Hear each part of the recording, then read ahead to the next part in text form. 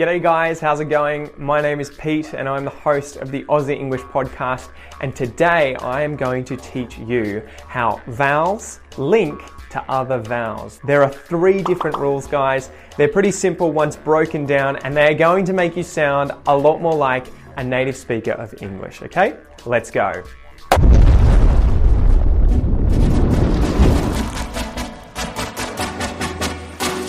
Alright, so English, as it is spoken by native speakers, is a language where we like to link all these words together, right? We don't like saying every single word separately. We like linking the words together. And there are a few subtle sounds that we use when smoothly linking different sounds together. Depending on the types of sounds and the order in which they're said, they can be linked together in a number of different ways. Today we're going to focus on linking 2 vowels together, whether they are within a word or whether they are at the end of one word and the start of another word. And we're going to be doing this focusing on, obviously, the Australian English accent. So as I just said, guys, vowel and then vowel sequences, where you have one and then the other, these can occur within words, for example, create. But they can also occur between words, where you have a vowel sound at the end of one word and a vowel sound at the start of another. For example, he ate. In Australian English pronunciation, we have 3 different ways that we can link vowels to other vowels, okay? And they are the y sound, the w sound, and the r sound. Which ones do we use? This depends on the first vowel. The easy bit, okay, the easy bit is that many words, whether these 2 vowels are occurring within the word or whether you have the first vowel at the end of a word, many words show you which linking sound you need to use, where they already end with the letter for that linking sound. For example, rear ends with an R, play ends with a Y, bow ends with a W.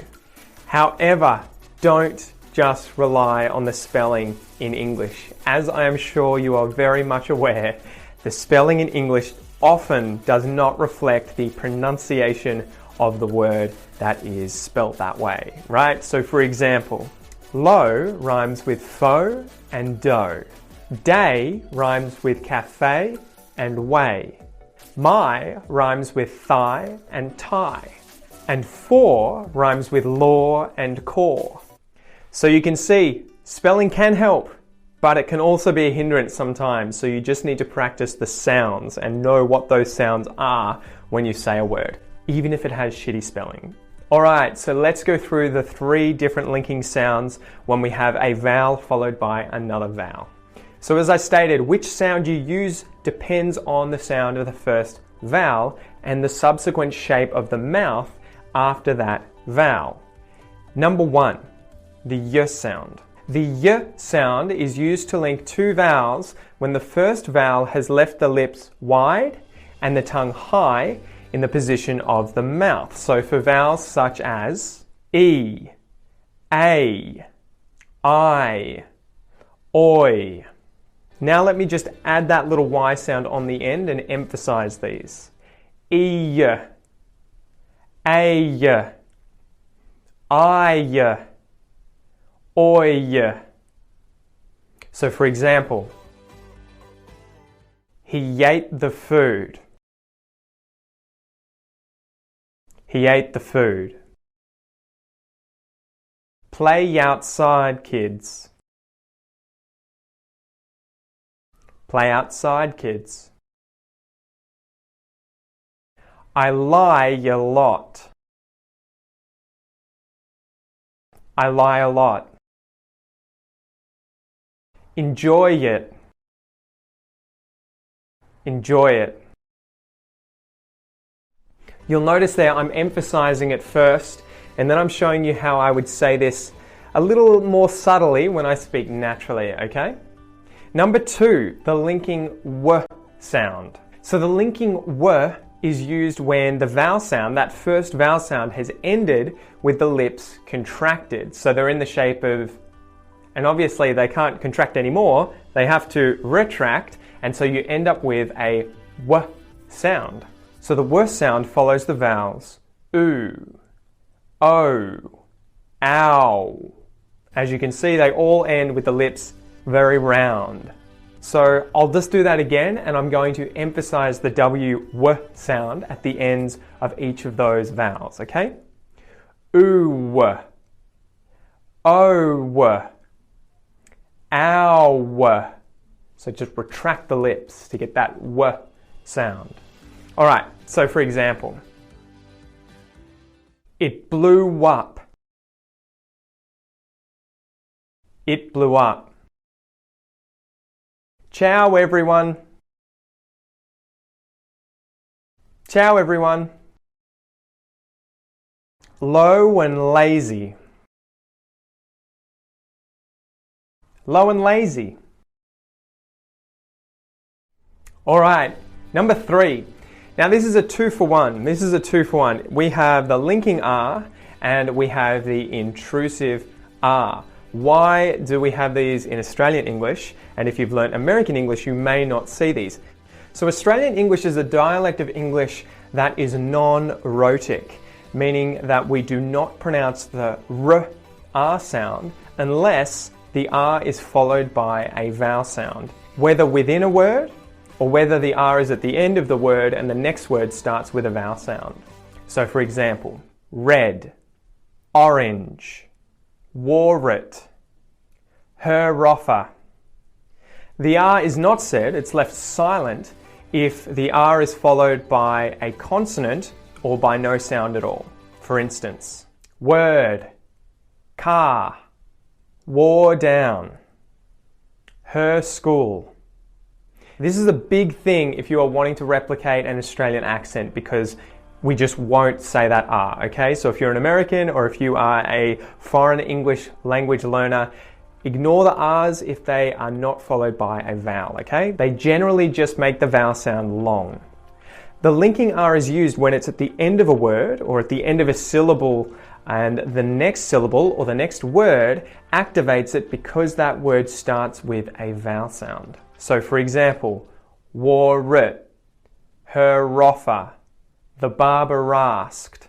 Click the link above and you will be able to check out my video on the linking R. Now let's talk about the intrusive R. So the intrusive R is used when we insert that between two vowel sounds, despite the spelling of the first word not including an R in that word. It's the vowel sound, guys. It's the sound of the vowel that matters. Remember, not the spelling. So for instance, law and order, or Australia is big. Again, click above, guys, and you will see the video that goes into depth on the intrusive R. Okay, so we use an R sound, whether it's the intrusive R or the linking R, with the following vowel sounds. Ah, or, ear, air, ooah. So for example, the bar is open.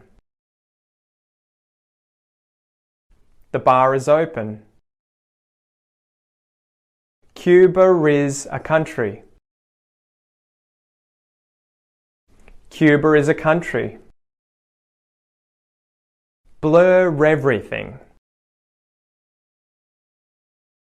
Blur everything.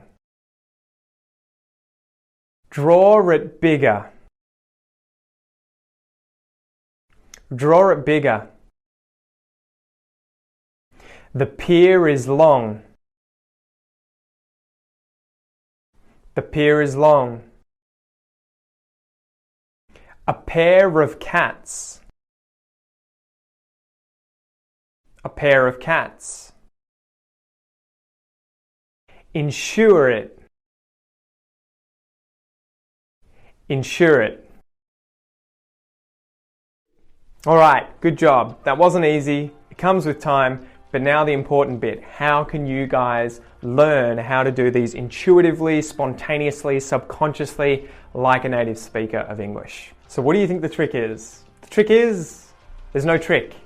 Repetition, repetition, repetition, guys. In order to learn anything intuitively, you have to do it again, again, again. And you have to do it in a way where you can slowly learn these rules. You're not just guessing, and then eventually it just becomes spontaneous. Kind of like grammar, right? You don't think about that anymore, at least at this level. For the present tense, you're not going to think, ooh, do I need to conjugate in the present tense? You just do it, right? So you need to learn to make these sounds intuitively. You want to do it naturally, you want to do it spontaneously like a native speaker. I will give you somewhere to go where you can do a bunch of exercises after this quiz, okay? So I'm going to read out 10 different phrases, and I want you to listen and see if you can hear, is it a y, a w, or a r sound that is linking the two vowels in these sentences, okay? Let's go. Go away. Go away. The elephant. The elephant. Throw it out. Throw word out. They all came.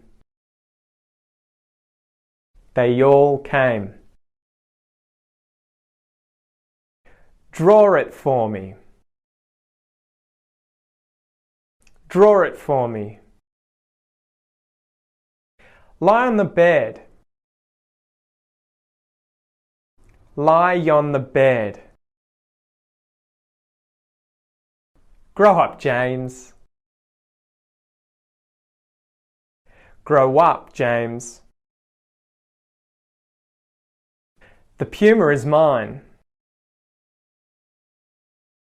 The puma is mine. Where are you going? Where are you going? There's no other option. There's no other option. Amazing job, guys. Amazing job. I hope you did well on that quiz now that you have learnt these 3 different rules for how to link a vowel and another vowel in spoken English. Once again, guys, please do not just try to memorize these rules. You don't want to just rely on your memory when speaking spontaneously like this. You just don't have time to remember every time you need to link 2 words with 2 vowel sounds, okay? So what do you need to do? All right, so here's the deal. If you want to learn to use these subconsciously, spontaneously, and naturally like a native speaker, make sure that you sign up to the Aussie English Classroom. I have a spoken English course in there where I take you through dozens of different exercises to help you improve your spoken English, and most importantly, I take you through exercises for all of the different sounds that you heard today in today's video. So join up now, guys. There is a link below and you will be able to sign up to your 30-day trial, and you will also get access to my 50 other advanced English courses. You can access all of them. Aside from that, guys, I am Pete, the host of the Aussie English podcast. Make sure that you download this podcast if you are trying to get to an advanced level in English. It is free via any good podcast application. You can use it on your phone, anywhere, anytime. And aside from that, thank you so much for joining me, and I hope to see you in the next video. Peace out.